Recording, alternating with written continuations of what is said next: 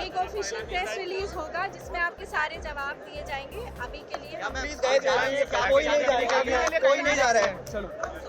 AI summit से Galgotia university का stall खाली करवा दिया गया क्योंकि गलगोटिया यूनिवर्सिटी ने एक एआई रोबोट को लेकर के ये दावा किया था कि उन्होंने ये रोबोट 350 करोड़ रुपए में बनाया है, जिसके बाद चीन का दावा सामने आया कि ये रोबोट उनका है और ये ऑनलाइन 2.5 लाख रुपए में मिल रहा है, जिसके बाद पूरी दुनिया के सामने भारत की फजीयत हो रही है क्योंकि देश के सबसे बड़े एआई समिट में चीन का रोबोट को अपना बना करके पेश किया गया और जब ये पूरा फर्जीवाड़ा सामने आया तो हर तरफ गलगोटिया की थू-थू होने लगी।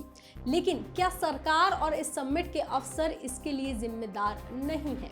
क्योंकि सवाल सिर्फ एक रोबोट का नहीं है, सवाल उस सिस्टम का है जो बिना ठोस जांच पड़ताल के किसी भी दावे को मंच देता है, जो सिर्फ एक यूनिवर्सिटी ही नहीं बल्कि इस देश के हर नागरिक का सर झुका रहा है।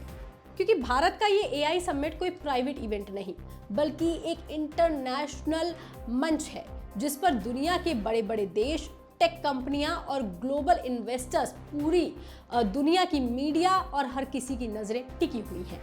जहां भारत की टेक क्षमताओं और इंडिया इनोवेशंस को देखने की बात की जा रही थी और ऐसे समिट में देश की यूनिवर्सिटी चीन के बनाए रोबोट को अपना बना करके पेश कर देती है।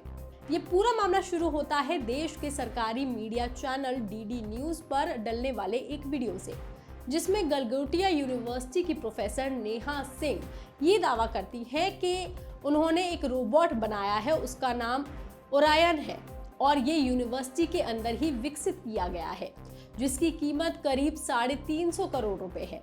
थोड़ी ही देर में लोगों ने इस वीडियो को लेकर के दावे शुरू कर दिए कि ये रोबोट चीन का है और अंतर्राष्ट्रीय मार्केट में सिर्फ $2800 यानी कि 2.5 लाख रुपए के करीब में उपलब्ध है।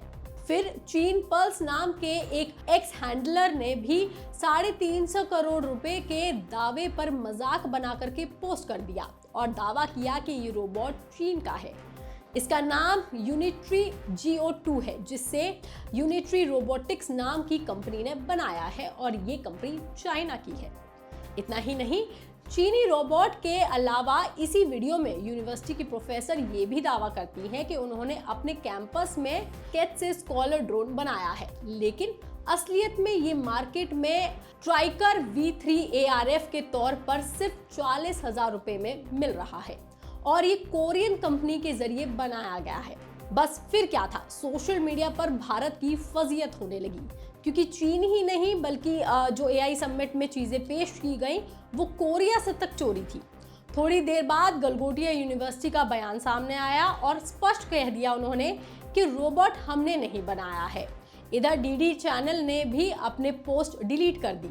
हर तरफ गलगोटिया की ट्रोलिंग होने लगी। दुनिया में भारत की टेक्नोलॉजी क्षमता पर भी सवाल उठने लगे, जिसके बाद आज एक बार फिर यूनिवर्सिटी की प्रोफेसर ने सफाई दी कि मेरी बातें गलत तरीके से पेश की गई हैं और शब्दों का थोड़ा गलत मतलब निकाला गया। आप पहले उनकी सफाई सुन लीजिए। देखिए, मिसलीड एक बहुत बड़ा शब्द है। आप लोग जर्नलिस्ट हैं, आपको ये सारे शब्द थोड़े रिस्पॉन्सिबली यूज करने चाहिए। एक गलत मिस इंटरप्रिटेशन से internet has gone by storm. ठीक है, लोगों के पास शायद वक्त नहीं है कि बहुत सेंसिबली चीजों को सुने और समझे। आप मिसलीड जैसे शब्दों का प्रयोग ना करें, मेरी आपसे विनती है। हाँ, ये हम आपको एक्सप्लेन कर सकते हैं। हाँ, वो हम आपको एक्सप्लेन कर सकते हैं कि कहाँ थोड़ी सी चूक हुई है। Sir, your 6 can be my 9। मैं जो कहना चाहती हूँ शायद मैं बहुत अच्छे से कह नहीं पाई, समय के अभाव के कारण या आसपास के बज और शोर के कारण, और आप जो समझना चाहते हैं शायद आपने उसमें पूरा धैर्य नहीं दिया उसको ठीक तरह से समझने का। गलगोटिया यूनिवर्सिटी एक बहुत रिस्पॉन्सिबल शिक्षण संस्थान है। हमारी QS रैंकिंग्स अगर आप देखेंगे तो वो सिर्फ क्वालिटी एजुकेशन पे नहीं, हमारी लेगेसी और वैल्यू सिस्टम पे भी है। तो हम एक एकेडमिक इंस्टीट्यूशन है, हम बहुत रिस्पॉन्सिबल इंस्टीट्यूशन है। हमने ये कभी क्लेम नहीं किया कि हमने कुछ मैन्युफैक्चर किया है जो हमने नहीं किया। 1 सेकेंड, लेट मी कंप्लीट। जी, तो डेवलपमेंट का मतलब किसी चीज को डिजाइन और मैन्युफैक्चर करना नहीं होता है। मैंने ये भी कहा था कि हमारे पास सेंटर ऑफ एक्सीलेंसेज हैं जिनके साथ स्टूडेंट्स इस पे काम करके कुछ और डेवलप कर रहे हैं। I am not a faculty of artificial intelligence, I am a faculty of communication in the school of management, but I am very responsible in my choice of words and what I intend to say, and I still stand by it. हम आज भी you are putting words into my mouth. Yes, but you are सरकार से क्या खाली करने के लिए बोला गया? आप एक बार में एक ही सवाल का मैं जवाब बोलूंगी। बात उन्होंने क्या इसलिए मैं बोला, सरकार की तरफ से खाली करने के लिए बोला गया क्या? देखिए सरकार की तरफ से क्या कहा गया है ये आपको सुनाई में आया है। मैं ये जानती हूँ कि हम यही हैं, आपके सारे सवालों का जवाब फेस कर रहे हैं, जवाब दे रहे हैं, आपके सारे सवाल फेस कर रहे हैं, and as a university we are standing tall. जो प्रोडक्ट है जिसको लेकर ये तमाम, ये मैं सुबह से कह रही हूँ, और मैं फिर वो प्रोजेक्ट जिस काम के लिए आया था, बच्चों के इनोवेशन करने के लिए, स्टडी करने के लिए, यहाँ सिर्फ वो प्रोजेक्शन के लिए था, वो चला गया। आपने सर इतनी कंट्रोवर्सी क्रिएट कर दी। देखिए ये बहुत, ये सवाल पहले मैं इस सवाल का जवाब दूं। पहले एक second, end to end engineering, एक सेकंड मैंने बोला है end to end engineering, but किसके लिए बोला है? मैंने हमारे सॉकर अरीना के लिए बोला है कि इसकी एंड टू एंड इंजीनियरिंग से लेकर के, इसका लैब से लेकर के, इसका एग्जीक्यूशन एरिया हमारे पास है। Because see this is what happens when you just take out words and do not listen to the full thing. तो ये एंड टू एंड इंजीनियरिंग दूसरी चीज के लिए बोला गया। और दूसरा जो आप कह रहे हैं कि यहाँ से हटाया क्यों गया, वो इसलिए क्योंकि आप हमारे बच्चों का जो एक्चुअल काम है, जो हम डिस्प्ले कर रहे हैं, उसकी तरफ आप अपनी एनर्जी ही फोकस नहीं कर रहे हैं। आज अगर वो यहाँ पर इतना डिस्कशन होता तो आप बिल्कुल नहीं देख पाते कि बच्चों ने जो एप्लीकेशंस डेवलप किए हैं और जो स्टार्टअप्स डेवलप किए हैं उसमें कितनी मेहनत लगी है।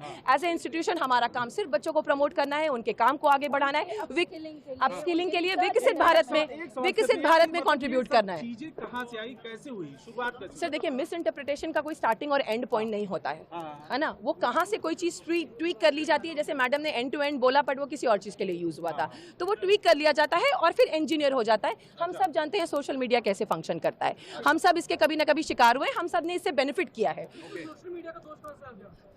सर मैम एक जो चीजें चल रही है कि गलगोटी इस कंट्रोवर्सी के चलते देश का नाम खराब हुआ है और इसके लिए गलगोटिया रिस्पॉन्सिबल है। ये नहीं, गलगोटिया ने देश का नाम बहुत सारी चीजों में ऊंचा किया है। Please look into the history, please see कि हमारे एलुमनाई देश को कहां कहां पर रिप्रेजेंट कर रहे हैं और किस किस तरह से कंट्रीब्यूट कर रहे हैं। आपको पता है सर, हमारे पास पैरालंपियंस हैं जिन्होंने देश को नेशनल ग्लोरी दिलाई है। आप कभी तो देश का नाम गलगोटिया ने बहुत रोशन किया है।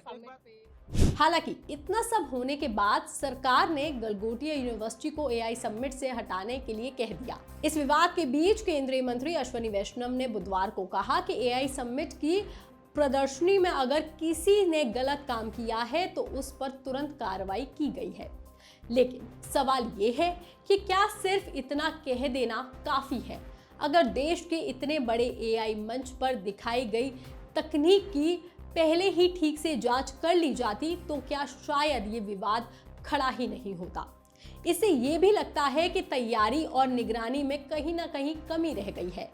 समिट से जुड़े अधिकारियों ने व्यवस्था पर ध्यान ही नहीं दिया, क्योंकि ये सिर्फ पहला मामला नहीं है। जिस दिन से ये एआई समिट शुरू हुआ है, जिस समिट में इनोवेशन, रिसर्च और भविष्य की तकनीक पर गंभीर चर्चा होनी चाहिए थी, उस पर जब से भारत में ये शुरू हुआ है, भारत में सिर्फ इस बात की चर्चा हो रही है कि पहले दिन कहीं पर सामान गायब हो जाता है, वहाँ पे नेट नहीं चल रहा है, बहुत ज़्यादा अव्यवस्था है, लोगों को लंबी लंबी लाइनों में लगना पड़ रहा है। तमाम तरह की शिकायतें इसको लेकर के सामने आई और सवाल तब भी उठे थे कि लोगों के बीच में नाराजगी थी इसकी व्यवस्था को लेकर के, और अब विदेश से चोरी की गई तकनीक की लापरवाही सामने आती है। अब देखना होगा कि सरकार इससे कोई सीख ले भी पाती है या नहीं। इस खबर पर, इस जानकारी पर आपका क्या कहना है, आप हमें कमेंट करके जरूर बताएं। बाकी तमाम खबरों के लिए आप देखते रहिए लोकमत हिंदी।